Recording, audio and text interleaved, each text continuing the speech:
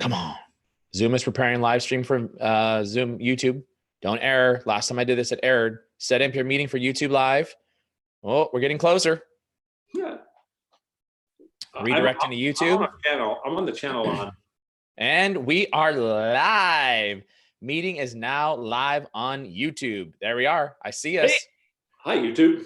Yeah. All right. So what we're going to do is while we're waiting for everybody to come and join us, I'm going to grab this link right here, Mr. Shaver, and I'll introduce you to everybody in just a moment. In the meantime, do me a favor and wave to everybody. Would you please, Mr. Shaver, wave for me?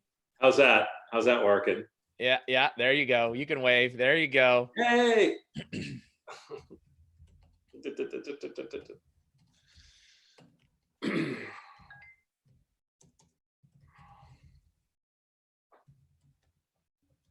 All right, Mr. Shaver, we are live and we are rolling.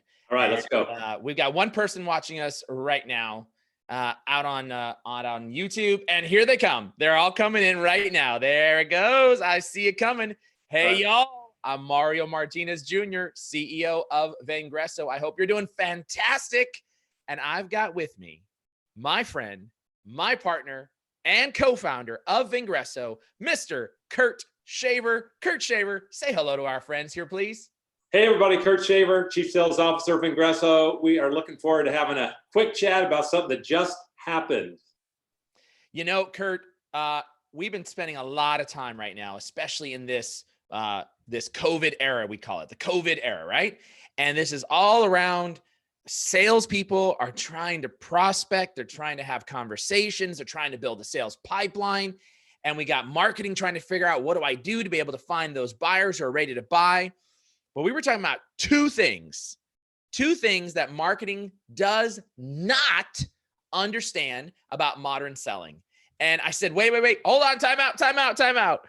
We got to bring you on to a live session right here, right now. And that's where all of you guys are listening into Mr. Kurt Shaver. So Mr. Kurt Shaver, if I'm not mistaken, you were having this conversation with a sales prospect and a marketing leader, a sales leader and a marketing leader. And you were talking about two things. And you said something to me. I was like, oh man, that's such a fantastic blog. We got to bring that blog in. We got to write that. And you're like, I'm going to write it. So let's talk about that. Give us two things, or let's start out with the first thing. The first thing has to do with, I think, video, right? Yeah. And oftentimes what we see with video, and we've been there, big productions, studios. By the way, can't be into a studio right now because we're in a shelter in place. But that having been said, big studios, big money, big dollars, big production, lights, camera, action, usually, sometimes week-long recording projects. Thousands of dollars marketing spends. And then they produce this nice, awesome 1, 3 minute, 4 minute long video. And then they want all the sellers to use it. Does that work? What's wrong with it? Is it right? Is it bad? Tell us, man. Well, it's not bad by itself, but it stops short of the real power. And, you know, it's 2020. And even before the COVID work from home, the big power comes from leveraging social networks. You know, we start out, we say, hey, what marketing doesn't understand. We should probably be realistic, say what most marketing departments don't understand. A few of them get it. But the point is, marketing is still very locked into this centralized view of the world, centralized marketing of the keeper of all the content. Marketing makes the content, marketing distributes the content. It's super siloed. And the result is that the footprint, the social reach, the social impact is not anywhere as big as it's going to be from the 4 or 5 corporate social properties that are going out, when you compare it to some of these companies that have hundreds or thousands of salespeople that all have their own network, all have the ability to post content, all have the ability to create video. And so the particular situation that triggered this call was I reached out to a company. I've been talking to sales and marketing leader there for a number of months. And I said, hey, you know, we've retooled a number of our programs for the COVID work from home era. We've made them all virtual. We've made them shorter. We've made them more affordable, all these things to kind of make them easy, quick hits to help those prospects that are stuck at home reach, or sellers that are stuck at home reach their prospects that are stuck at home. And so I was sending them information about it. And I got an email reply back from the sales leader. And they said, hey, what a coincidence, because we are actually just finishing up a week-long video production with the marketing department right now. So, it looks like we're on the same page. And I just went crazy. I sent them back. Wait, hold on. Time out. Wait, this is you reaching out as our chief sales officer to another chief sales officer. Yep. And he responds back with, we just got finished working on a week-long production project. Yep. For, did he say, with marketing, did he say for like 300 videos or a video? I actually don't know. I don't know how many they were doing, but I can make a bet. I know where you're going with this. Come on, like probably one video, right? Didn't the message say? On one hand. On one hand, we're probably going to take a video, make a splice or dice of a couple different ways out of that video. Yeah. Right. That's generally how it's done. You've been there. You've been on the production sets. Sure. Yeah. So we're making a video or two or three for the use of by salespeople, which are the super professional ones, super snazzy. But is that what salespeople need right now? Or do they need something more? Like, talk about what you think they might need. Well, this is why I was talking about the centralized view. I mean, the fact is, look, 10 years ago, I don't know, when did the iPhone come out? Like 10 years ago, right? Yeah. 10 years ago, oh yeah, of course. You wanted a video for the company? Yeah, you'd go hire a video production. Marketing would go out, they'd hire a video production company, they'd bring in, it'd be like studio, let's storyboard everything, let's lay it out, let's shoot it, let's spend a couple weeks recording it, it's gonna be $55,000, here you go. Okay, great, fine. That has its place. It still has its place, but that ain't the only game in town anymore, man. It's 2020. People have iPhones, there's the internet, there's social networks, individual sellers. So the point is, this company has close to 100 salespeople.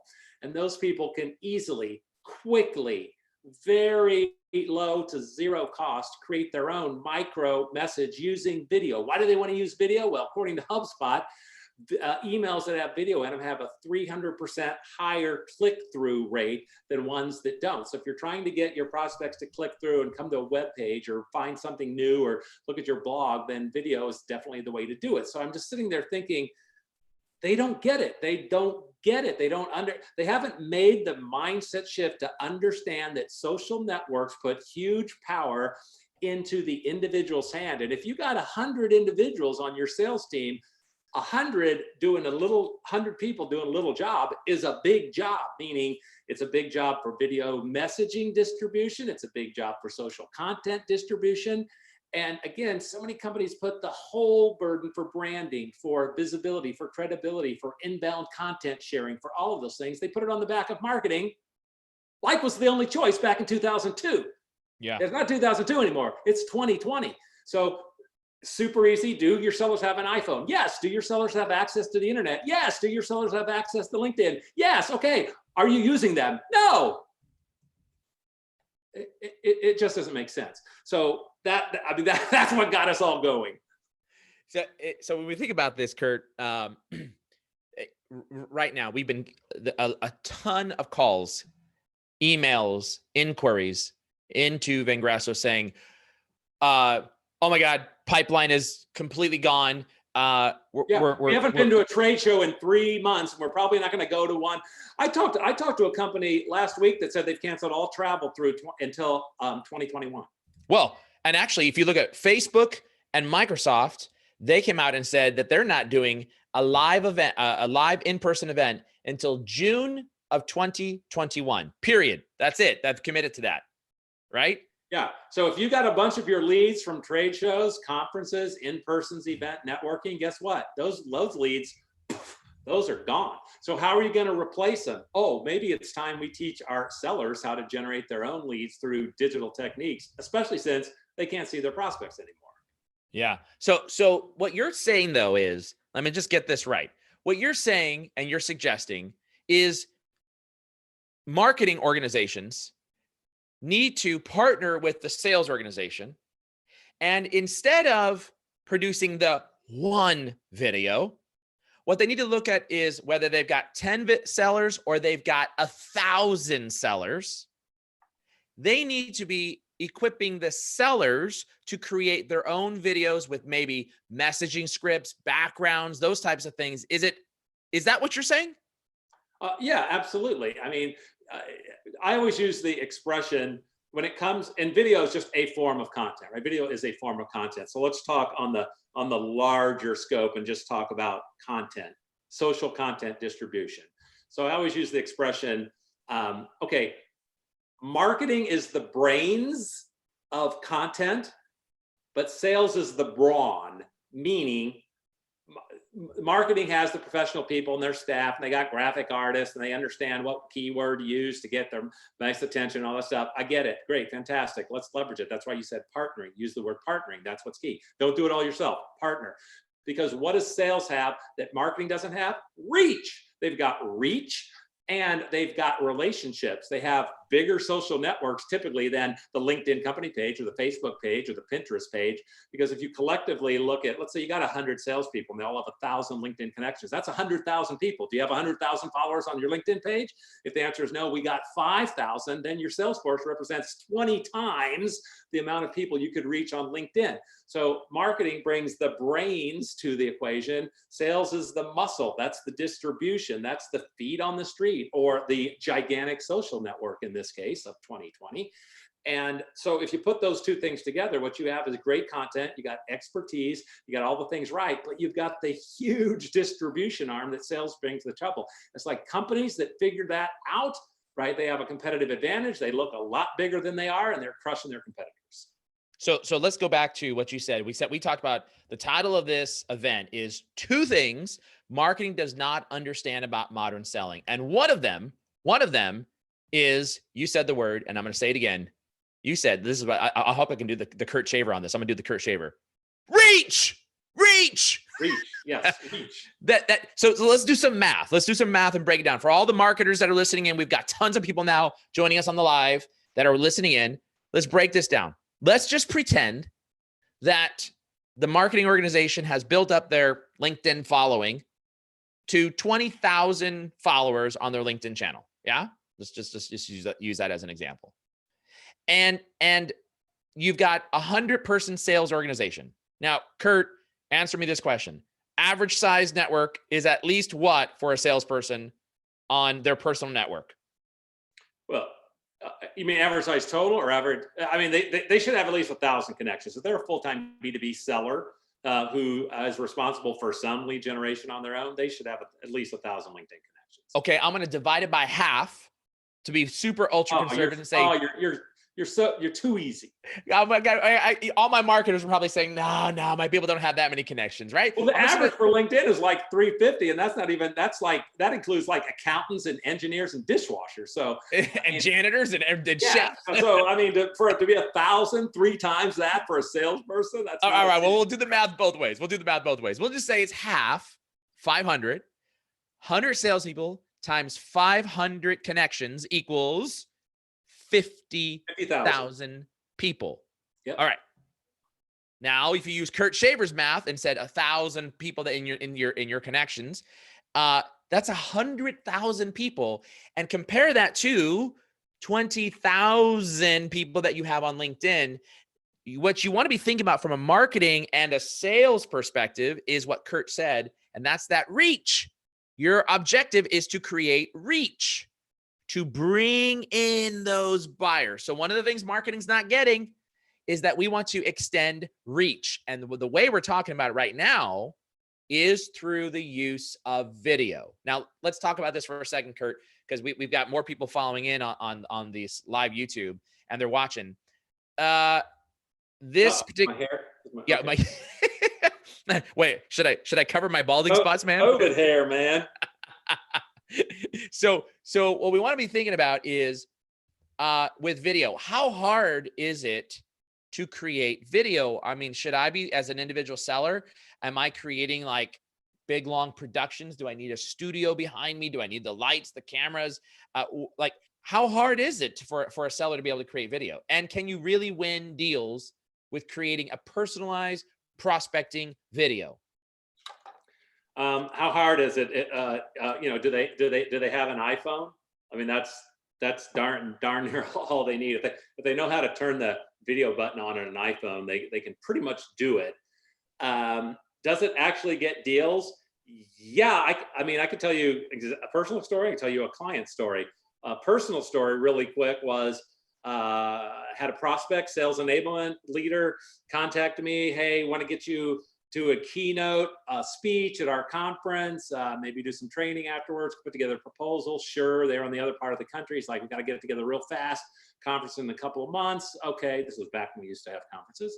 And I said, okay, great. So I put together a video follow-up with them so they could kind of see me talk. It's a keynote speech after all. So I put together like a 90-second video, a couple of assets on the video landing page that gets created. And I sent it off to him. I sent it off at like 5 p.m. that night. It tracks the information. I get a ping 20 minutes later that he'd opened it up about 5:20. I'm like, oh yeah, that's good. I get another ping 10 minutes later that somebody else opens it up. Because I track everything, I can go see, look at that person's email. I look them up on LinkedIn. Guess what? It's the CEO of the company. Guy calls me up 30 minutes later and he's like, hey, my CEO just saw it. He loved it. We got a deal. So that whole deal closed in like an hour and a half, basically. And I'm sure definitely augmented by the fact video, and they were hiring a speaker. I mean, duh, that's kind of a no-brainer. But probably even a better one there is, Mario, you know this one. One of our clients, I won't name them, I'll just say they're a big telecom company. And we did a video sales training for them. And one of the stories we got back from one of the reps was he closed a $160,000 order. Now, I'm not going to say it was 100% only because he sent a video, but he did use a video in the closing proposal delivery message. And the CIO of the company actually sent him an email back that said, I loved your video. That was fresh. I've never seen that before. I'm very impressed. We're looking forward to moving ahead with your company. So he was pretty stoked about that he got a message back from the CIO of his new customer, specifically commenting about the video skill that he just learned a few weeks earlier. So yeah, it works. And when we think about video, and we're going to move on to our second item here in just a second, right? Because we've got people still coming in to watch the show here. When we think about video here, we teach in our Selling with Video course, which if you go to vengreso.com and you mouse over solutions and go to Selling with Video, you'll see our entire Selling with Video training course for sales teams. We teach 16 different use cases that sellers can create video. Give me a couple of them, Kurt. Give me a couple of different use cases. Well, you can definitely use it in your LinkedIn welcome message after you've invited people and they come back to you. And again, you want to share a little bit of personality in them. You know, back when we used to travel, we like to use it as an out of office message, right? Not being used too much right now, but that's another option. You know, I could be out of office. That's okay. Yeah. I can go out to the pool with the kids. Sure. I mean, I use a lot in prospecting. You know, it's either the initial prospecting outreach, or maybe you've had that first call and they say, hey, that's really interesting. Send me some more information about that. And you can use it in that. Probably the biggest, I think from my own personal use, I think the biggest ROI out of it, however, comes from a proposal walkthrough video where you're just telling them, hey, down below, you know, you're going to see, you know, click there to see the proposal. Click in the middle to see a video testimony of our client, just like you, that went through this project. And then, you know, there's another asset over here that maybe shows the timeline for your implementation. And that's so important. Again, before we were in this lockdown mode, a lot of times people might be selling virtually. They might be an inside seller and they're sitting in San Francisco, but their territory is Ohio. They don't go out there to deliver a proposal. And a lot of times the buying committee won't even meet with you anyway, even if you're a field rep and you're in the territory, your champion will say, no, no, no, I have to present it to the buying committee. Well, you as a salesperson, you're like, oh my God, I don't want my champion to present that. I would rather be there, but they won't let me in. How do I get in without being there? Of course, live virtual things like Zoom is a possibility sometimes, but not all the time. Again, they might not actually even be gathering for a formal meeting. So when you use these recorded messages and you can actually say things and position things exactly the way you want them positioned, it's a huge benefit. Gotcha. So prospecting, outreach, and out of office. By the way, I think yeah, as you know, I take my kids out now once a day during the day. Give my wife a break, who's the nurse, the mom, the mediator, the judge, the jury, and everything else in between. Right, the new role, teacher. Yeah. And I'm taking them out for an hour. So here's my new out of office video message. It's going to be, hey, I'm out at the pool right now. I can't talk to you. That's what I'm going to do. I'm telling you, I'm going to do that one. There you go. That's good. So prospecting, maybe out of office, proposal review, welcoming somebody on LinkedIn, answering a question, right? We can create these short videos. Email signature. I mean, think of all the places where you can just put like a little message. Yeah, right. Your email signature, your LinkedIn profile, for example, you might want to have a little video. Hey, welcome to my profile here. Next to here, you're going to see this and this, and make sure to check out that. Yeah. Now, I'm going to tell everybody who's listening in a little secret, and that secret is, Kurt, that I use a welcome video or videos for all of my new connections on LinkedIn. And the cool part is it shows up as a nice, cool thumbnail on that messaging window app there. But my click-through rate is over 50%. Wow, that's really good. Right? Yeah. And we're not talking about just clicking on that. We're talking about clicking, and everybody who clicks in, they click at least one asset generally. Now, it's not really one asset every single person. What happens is you got at least one person clicking 3 things. And so now that makes the tally as an average, 1 click per person who's watching that video. So if marketing hears this, right, marketing would die to have this type of click-through rate and open rate. Like that would be, they'd be getting a promotion many times over if that was happening. Right. And that's the power of being able to create personalized video, which is generally less than 2 minutes long, more of that 1 minute long time frame. All right. We said we talk about 2 things. Let's move on to our second. We said we talk about 2 things. We did 1, which is 2 things that marketing does not understand about modern selling. And that was using video and specifically leveraging reach. So using video. Now let's transition to your second talking point. What is the other thing that marketing does not understand about modern selling today? Well, the other thing really, it's a similar theme. It's this idea of leveraging social networks for the democratization of getting content out. But in this case, we're not talking specifically about video content. We're just talking generally about any kind of a content. And again, traditionally, when you talk to marketing about content, they have these blinders on and they think about the company's content. It's very hard for them to get out of their way and unlearn the ways they've learned for decades about, writing about our products, our services, our products, our services, our products, our services, our leadership team, our products. It's very hard for them to think about it. But as a social seller, as a modern seller in 2020, you need to position yourself as a subject matter expert in your industry and in the areas that you serve. And that means you've got to also bring in industry content as the second type of content. And sometimes, again, a more sophisticated company can help with that, with the curation and of industry news. It might, if you're in the IT business, for example, it might be, hey, we made the Gartner top magic quadrant, or it might be, hey, CIO magazine just featured something on cloud security. So you want to have industry news in there. But the other thing that marketing cannot do is individual content. So really, the point is specificity and micro messaging and tailoring the message. Marketing can't really do that at scale, but the individual salesperson that knows their market, that knows their territory, can do that. So let me give you a perfect example. I'm going to go back to the even though it's a video example of that client I was talking about. So they happen to be an insurance company. In an insurance company, insurance agency, there's different practice areas, right? So there's risk, there's property and casualty, there's risk management, there's director and officer insurance, there's and then there's things on the employee benefit sides and workers' compensation and all those types of things. And then they might also have personal lines, right? Home, auto, life, and things like that. A lot of times they deal with high net individuals for that type of thing in a commercial insurance agency.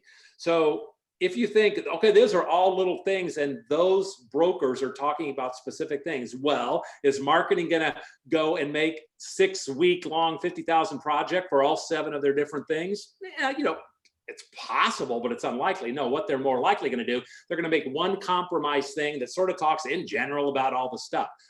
That's fine. That's going to be helpful. But again, that's not specific of what the employee benefits person wants, of what the property and casualty person wants. They want to talk specifically, and they might even have different markets themselves. They might talk to companies that are in food manufacturing, and others talk to schools and nonprofits, and others talk to high-tech business. Well, again, you got segmentation, segmentation, segmentation. You don't want a general mass blah message that's going to go to everybody. That individual seller wants their tight message to their market. And so that's what the idea of equipping your sellers with the skills to both curate and create content that is micro targeted, so that it gets those high open rates, so that it really is relevant and resonates with their people. The more targeted it is, the more they use the buzzwords, the more they understand the pains of a particular niche, we know it's going to be more successful. And that's what sellers do. So again, the idea is, don't overlook the fact that social networks put tremendous power in the arms of the individual. And when you've got a huge team of individuals, that can really move the needle. So that goes right back to what we were just talking about with video, right? But you added in one more twist, and that is personalization at scale. Now, correct me if I'm wrong, whether you're using your sales team to create videos, personalization at scale should and can and must be done by today's modern seller. And sharing content, whether it's curated or created by marketing, right, should, can, and must be done by sales in order to reach their target market. So really, we talked about reach earlier, and now you're talking about personalization. You didn't do it right. What do you mean? Wait. Oh, that's right. You didn't give it the whole, Oh, okay. I'll one more time. Here we go. We're talking about reach. Yeah, there you go. Did I do it right? Yeah. Okay. All right. We got reach. All right. Reach. We talked about reach earlier, and now you're talking about personalization at scale, but using the content that marketing's producing. But correct me if I'm wrong. We talked about 2 things that marketing not doing right. Those 2 things apply both on the video side as well, and most certainly on the social side. And we talked about those numbers earlier: 20,000 followers on your company page, 100 sales reps times an average of 500 in their network is 50,000 people that can be watching, listening, reading, viewing, clicking on your social media content. And I can now equip my sellers to create video content that would be 1-minute long clips. I can even script them using tools like OneMob, or Vidyard as an example. I can give them the scripts. They can create those scripts, create a personalized video, and they can do it at scale. And if I'm in the employee benefits program and I'm targeting an HR person versus the CEO of a small business versus the CFO, I can now hyper personalize my message at scale using my sales team. That's what we're talking about here, right? Yeah. Yep. You let me down, man. I got all fired up and you're like, yep, that's what we're talking about. That's what we're talking about. Yeah, that's what we're talking about. Yes. You need your bouncy house so you can just start showing everybody that you're jumping up and down. I can get the bouncy house there, man. I love it. You want to pull out all the guns and give them the whole business? There we go. Oh, there you go. Oh, that's funny. I love it. So think about this, marketers and sales leaders. The 2 things that marketing does not understand about modern selling is that they have a sales team that can extend their reach, and sales leaders, you can create mass hyper-targeted personalization at scale by helping your sellers leverage two very important digital or modern selling techniques: video and social. But Kurt, sales leaders are struggling right now. They're saying my pipeline has dried up. People aren't responding. My customers are in two camps. They're either hunker down or everything is amazing and wonderful, right? I'm trying to find these people. My industry has been decimated. We got doom and gloom, and that's everywhere. And all you have to do is look at the unemployment rate, look at the number of layoffs that are happening. It is tremendous. Some industries are flourishing, there's no doubt. And sales leaders are trying to figure out a way. What should they do other than call Vengreso for help? What should they do? What should they be thinking about? And how should I be planning my next 30, 60, 90, whatever it is, days?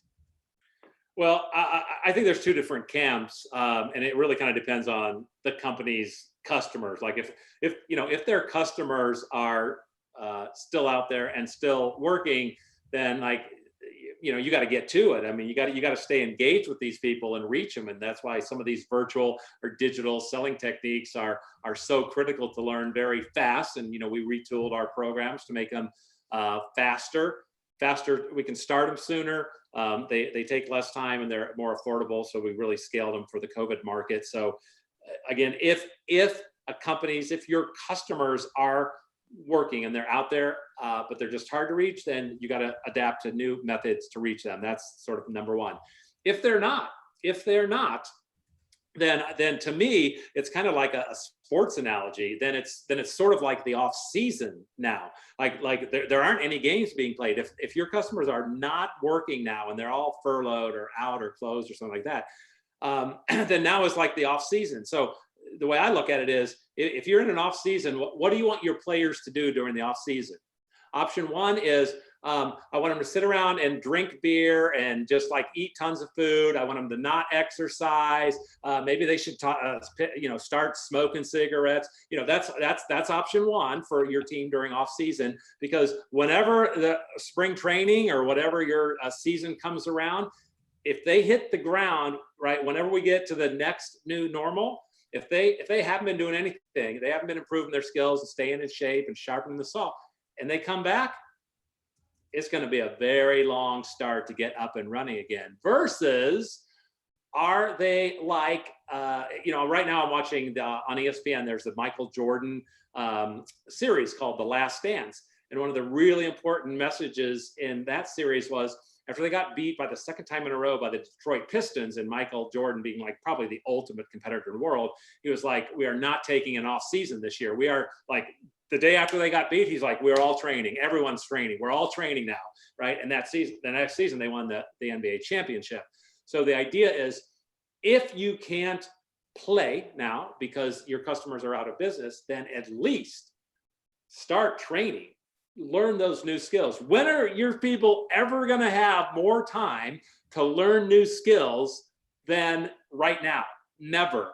So that's the way I look at it. You can either go full bore if your customers are in place and learn these virtual skills, or prepare for the future by taking a little different pace to the program, right? Maybe it doesn't have to be as fast. You can take a little different pace to the program, but again, you can still be building connections. You can still be sharing content. I'll share with you one more interesting anecdote. I haven't put this in a blog yet, but about 5 years ago, I had a client that sold to schools, K through 12 schools. So they were the country's largest supplier of school photography. So if you have kids, anybody listening that has kids, you probably have written them a check. They have 500 salespeople across the country. Here's the interesting fact I think applies to COVID era. So they learned all about social selling, and they learned how to, and their customers are mostly principals, superintendents, or administrators at the schools who are going to hire the company to come in and take all the pictures, right? So I trained them in the spring, and I trained another group in the fall. The guys that got trained in spring shared with me a very interesting phenomenon because I had never trained a sales force that had a break. Okay, that's the point. I had never trained a sales force that had a break. These guys had a 3-month break because their customers weren't working for 3 months. Sound familiar? Yeah. So what they told me, they said, you know what? It was really amazing this summer. And I said, why? They go, because the first time, one of the sales reps said, for the first time in my career, I could stay engaged with my prospects over the summer, even though they weren't working, because I connected to them on social networks and I kept posting stuff and they would comment on things and then I'd comment on what they commented on. He said, so for the first time in my career, I was actually able to stay engaged and keep the relationship going a little bit with my customers that had disappeared for 3 months. Guess what, gang? We're all in that same boat now. We're all in that same boat now. Many of your customers are going to disappear for 3 months, like it's summer school for them. And so I think you could take a lesson from that company that sold only to schools and say, man, if you're connecting with those people, if you're posting value, relevant content to them, at least you keep some of that relationship going. Yeah, absolutely. And I think the other thing that we need to be thinking about is as a sales leader, first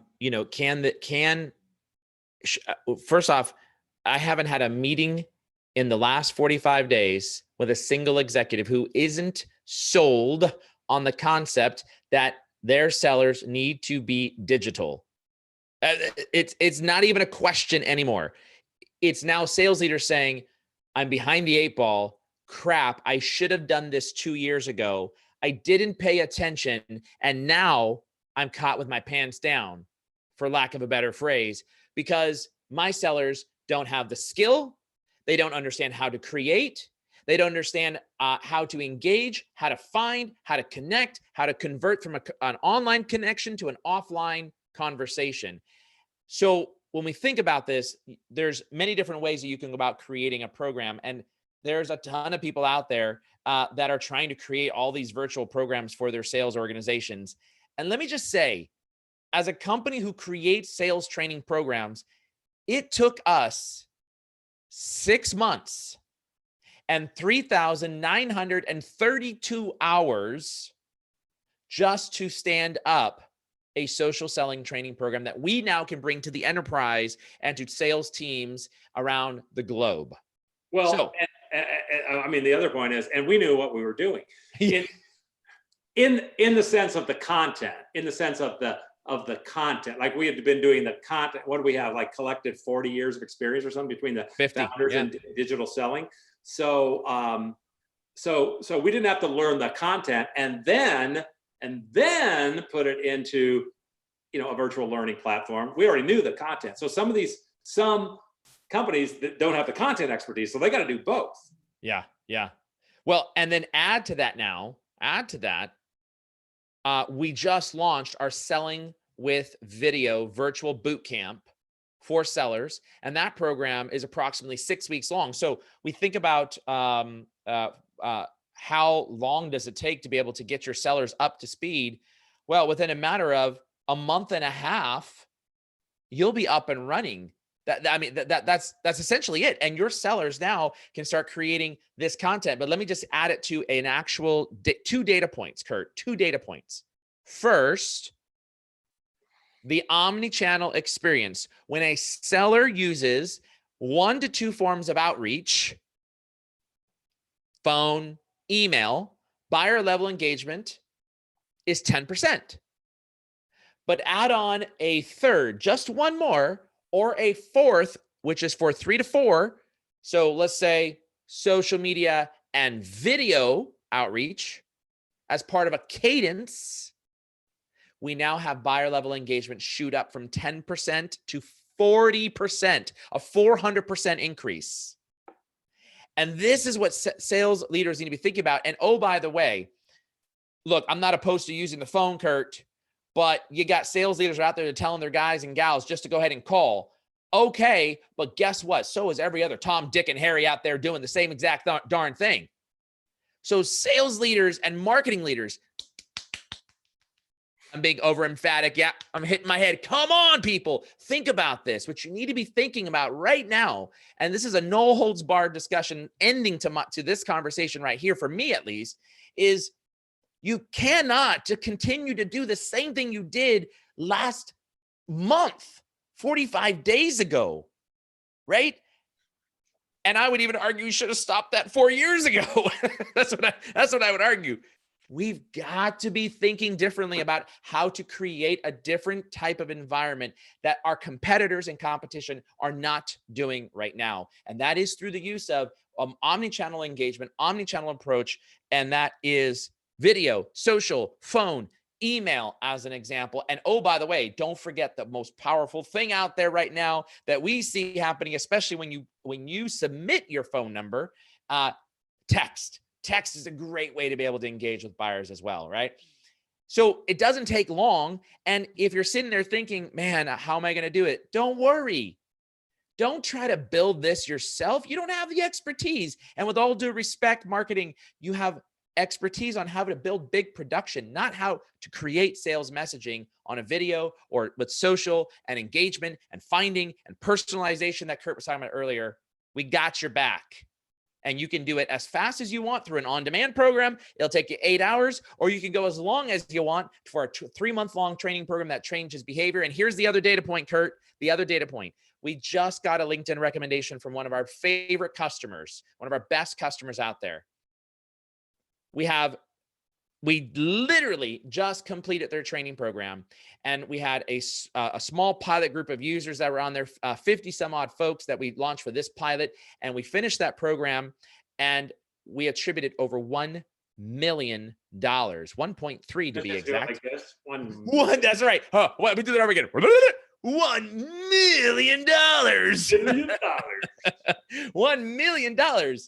That's the type of data that leaders need to understand, that you don't need to go build this yourself. We got you. Kurt, take it away. Closing comments. I mean, my closing comment, I'm just going to borrow one from, one of our clients who when they signed up for this program, and, I thought he put it so simply, right? So he basically said, look, everybody in the world lives through this now, right? We all know that everybody in the world lives through their smartphone now. And he said, very little of smartphone use is audio, is voice, is talking, is a phone call. What's most of it? Social networks and watching videos. That's what most of it is. And so he said, why should we think our customers are any different?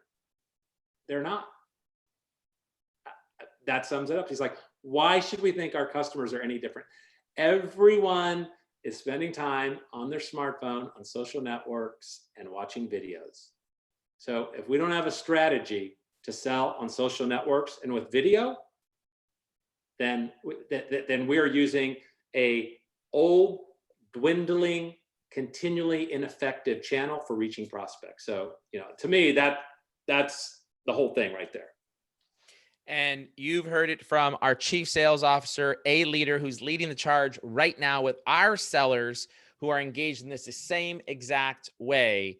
And I hope our sellers are listening in right now and taking copious notes, because we're going to turn around and make sure that you're doing the exact same thing that we're saying. No, you are. We know you are, because we're talking to you every single day and they're having phenomenal results. In fact, we're going to be doing a podcast with some of our brand new sellers that have just came on board in the last 2 months. That's upcoming in the coming weeks. So if you're not subscribed to the Modern Selling Podcast, subscribe to it. If you're a marketer listening in, listen in to the Modern Marketing Engine Podcast by our co-founder and CMO, Mr. Bernie Borges himself. And go ahead and hit up Vengreso.com. That's V as in Victor, ENGRESO.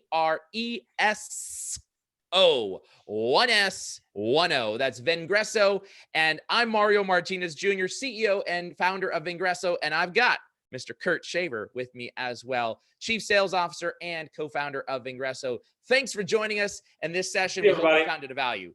Don't forget those 2 things that sales and marketing folks need to understand about modern selling. We'll talk to y'all later. Take care.